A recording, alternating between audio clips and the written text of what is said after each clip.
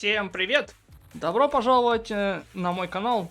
Сегодня мы рассмотрим очень особенного персонажа Астру Яу из Zenway Zone Zero.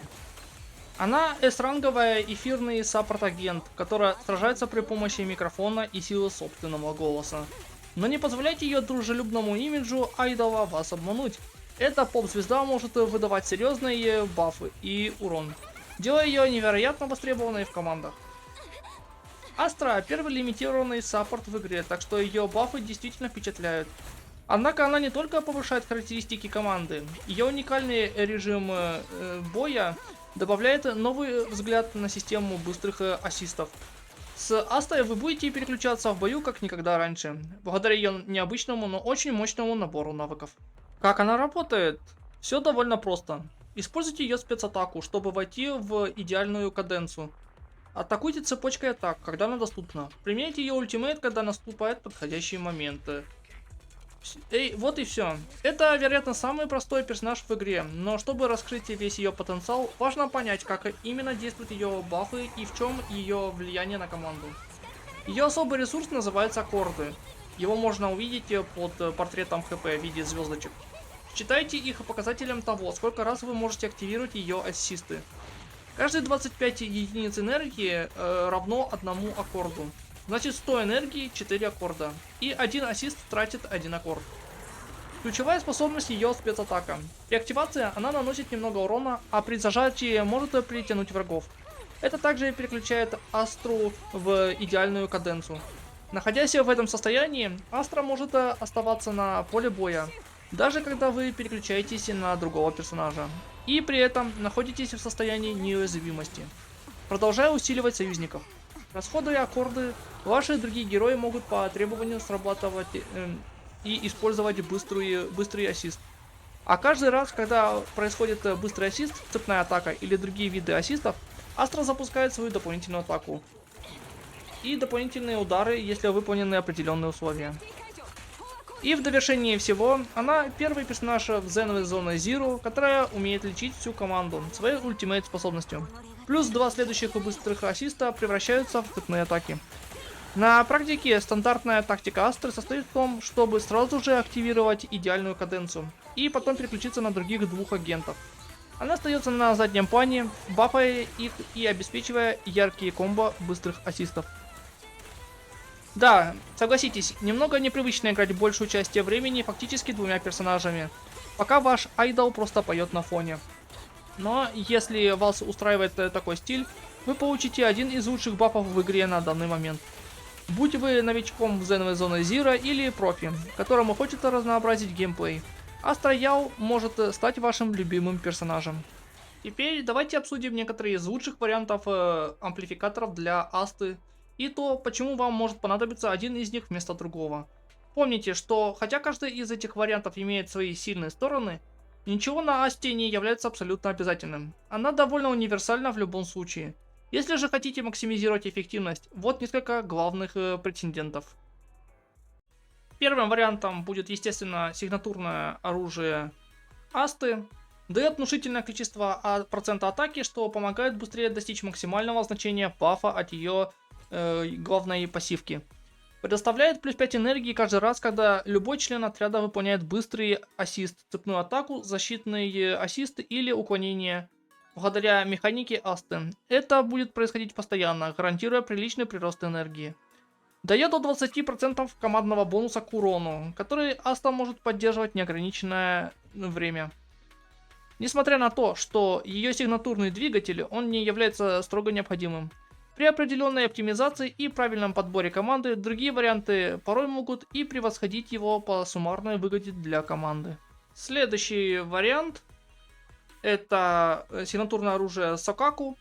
Отлично бафает всю команду и дает Астре нужный процент атаки для ее пассивной способности. Обеспечивает до 12,8% боевой атаки для всей команды, то есть бонус к силе атаки во время боя. В большинстве случаев сложновато постоянно сохранять этот баф, но Астра может без проблем накапливать стаки, используя свою тремоло через быстрые ассисты. Нужно лишь немного планирования.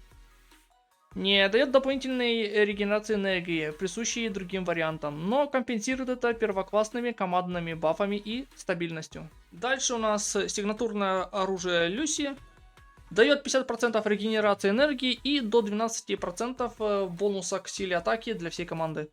Минус в том, что каждый член отряда должен наносить удары по врагу раз в 4 секунды, чтобы сохранить баф. Астра может помочь со своим Тремоло, но придется грамотно использовать быстрые ассисты и чередовать персонажей.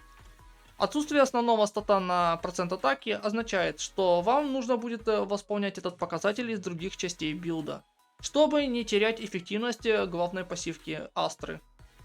В целом это хороший выбор для увеличения энергии, но максимально раскрывается только при правильном тайминге и активной игре.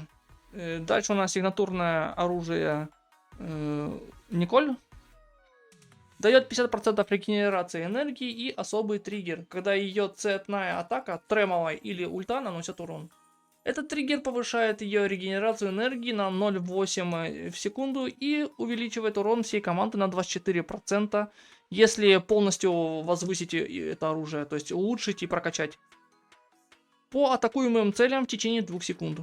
Практически идеально подходит под геймплей Асты, за исключением отсутствия бонуса к атаке, из-за которого 2-секундного окна придется точно рассчитывать моменты атак и взаимодействовать в команде, чтобы превзойти альтернативы. А теперь обсудим драйв-диски. Если вы хотите раскрыть весь потенциал Астры, набор астральный голос значительно превосходит все остальные варианты. Он эффективнее свинг джаза и по силе бафов, и по времени их поддержания. Благодаря постоянным быстрым ассистам, Астра легко накапливает эффекты астрального голоса и способна сохранять их почти бесконечно.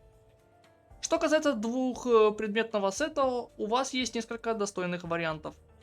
Первый вариант это свинг джаз для дополнительной регенерации энергии, или же гормон панк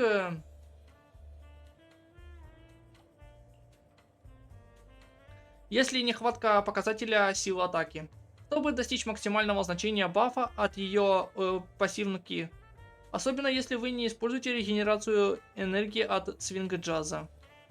Выбирайте исходя из потребностей вашей команды. Нужно ли вам больше восстановления энергии или дополнительной атаки. В любом случае, сочетание астрального голоса и выбранного вами двухпредметного сета позволит Астре блистать на поле боя. Теперь давайте разберемся, какие характеристики лучше всего подбирать на драйв-дисках для Астры. Поскольку Астра это в первую очередь бафер, самое главное достичь критического порога в 3430 сил атаки, чтобы максимизировать действие ее главной пассивки. Сосредоточьтесь над этим, а потом уже займитесь всем остальным. Значит, диск 4 у нас сила атаки. Вот. Диск 5 тоже берем на атаку. А диск 6, шестой диск,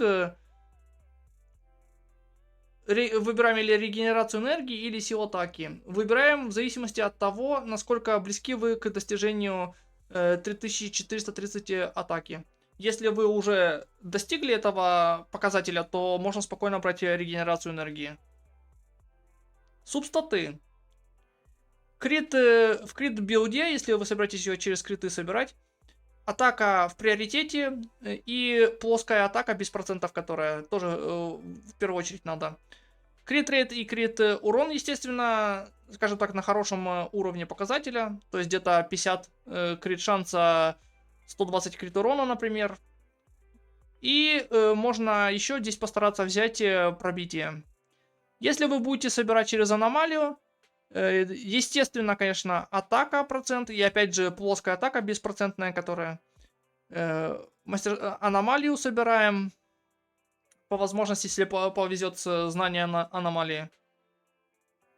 И опять здесь будет пробитие тоже полезным.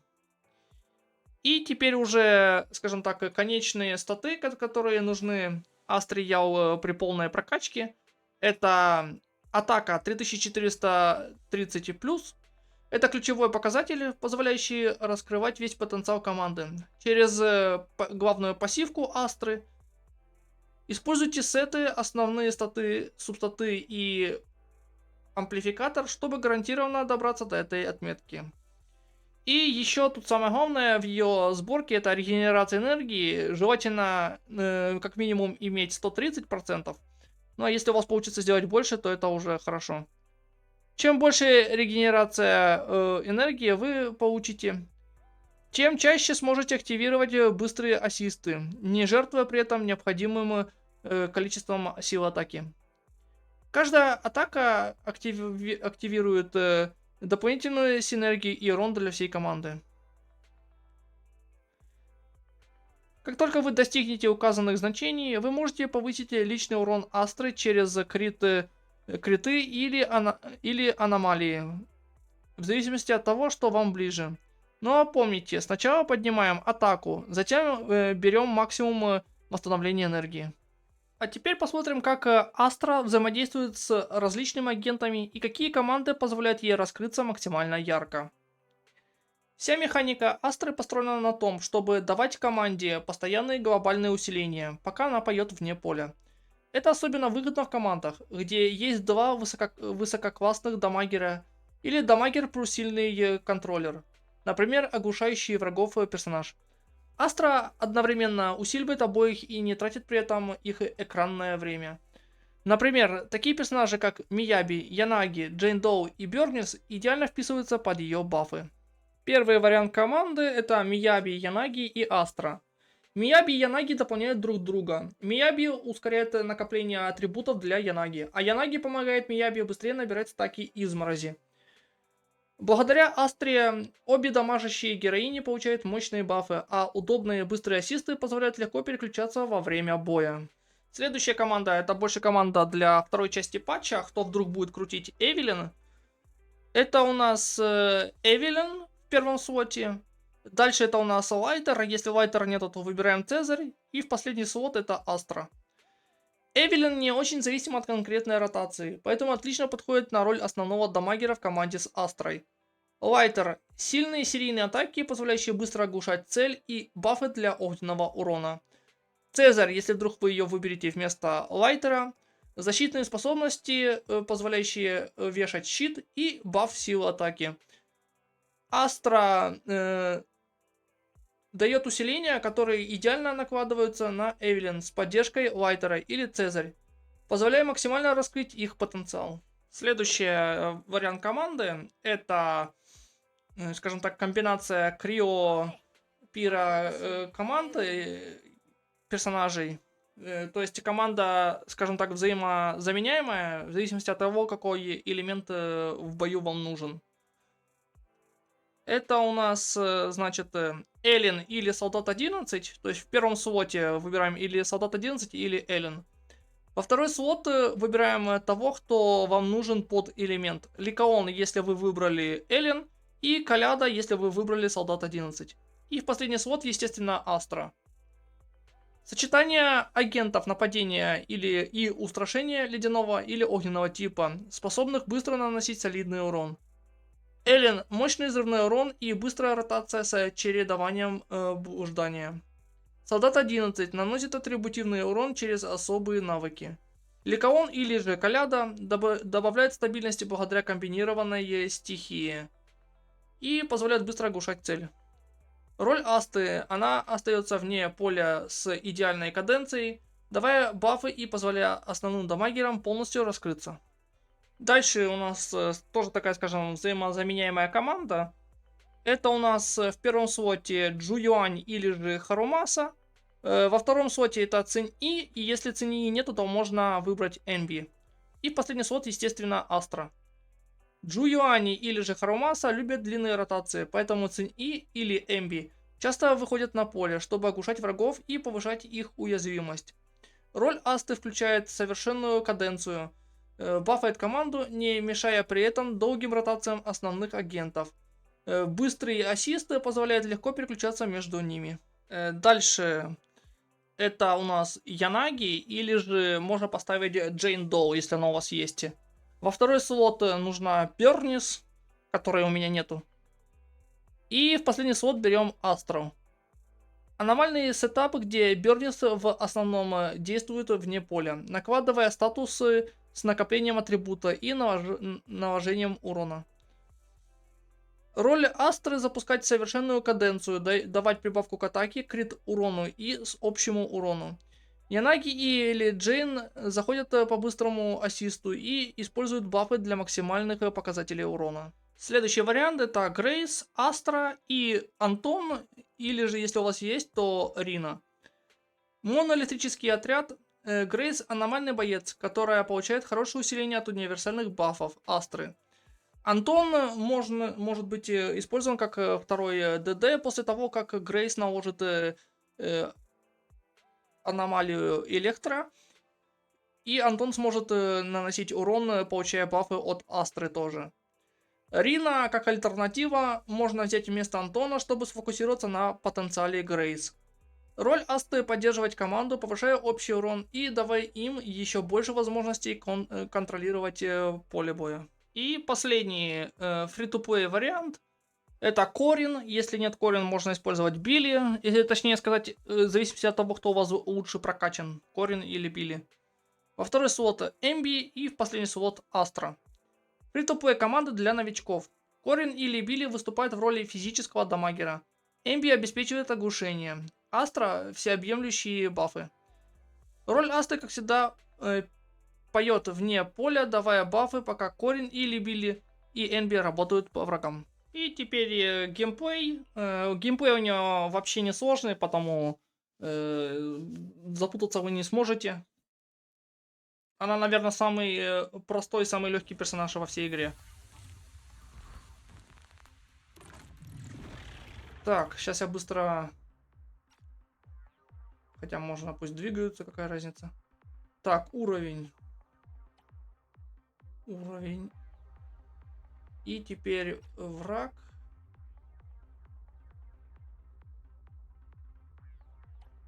Ну, например, Хати. Значит, бой начинаем всегда с Астры. Накапливаем хотя бы одну звездочку ей. Как только одна звездочка засветилась, активируем спецатаку и переключаемся на основного ДД. Атакуем и снова переключаемся, когда будет доступна звездочка, переключаемся на следующего персонажа. Если вы играете оглушением, естественно, на оглушителя, чтобы он оглушил.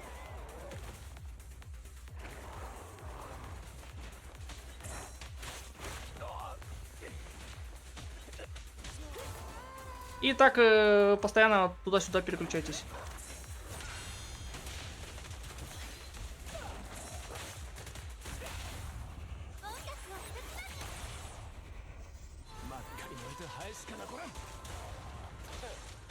Переключаться нужно именно через вот этот вот ассист, когда он начинает светиться. Почему? Потому что в таком случае начинают активироваться бафы Астры. Сейчас вот. Вот. 650, ну, в моем случае я еще не докачал, но когда докачаю, будет больше баф. Ну вот, 654 сил атаки и 23 крит урона баф. То есть то, что она бафает.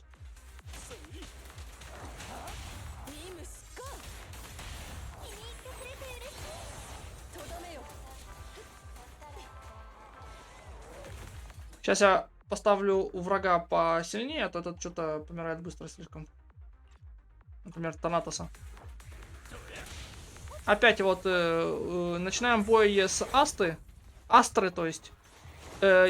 Скажем так, небольшая подсказка за геймплей за ней. Если вы активировали вот этот ее особый режим, идеальная каденция, но хотите вдруг из него выйти, вам нужно будет зажать кнопку у ворота. Таким образом она из него выходит. Если вам вдруг нужно, скажем так, быстро по полю поля передвигаться, то это придется именно делать. Именно так, точнее. И, значит, вот, собрали немножко энергии у Астры, чтобы хотя бы одна звездочка была активна. Зажимаем спецатаку и активируем вот этот ее особый режим. И переключаемся на ДД. Ждем, когда снова будет активирована вот эта вот звездочка. То есть, когда вот ассист светится, это значит, что можно активировать вот этот особый баф, точнее, особый ассист Астры. И переключаемся.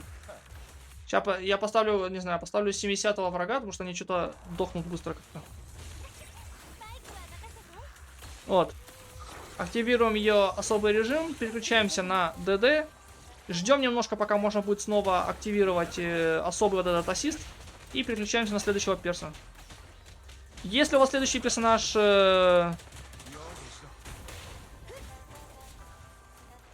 оглушитель, то оглушаем цель и активируем вот эту цепочку атак. Как только ульта готова, и желательно ульту им использовать, когда вам кого-то нужно исцелить в команде. Активируем вот это ульту, хилимся, и после этого снова переключаемся на основного ДД с помощью спец вот этой активации ассиста. И все. Геймплей у нее несложный, как видите.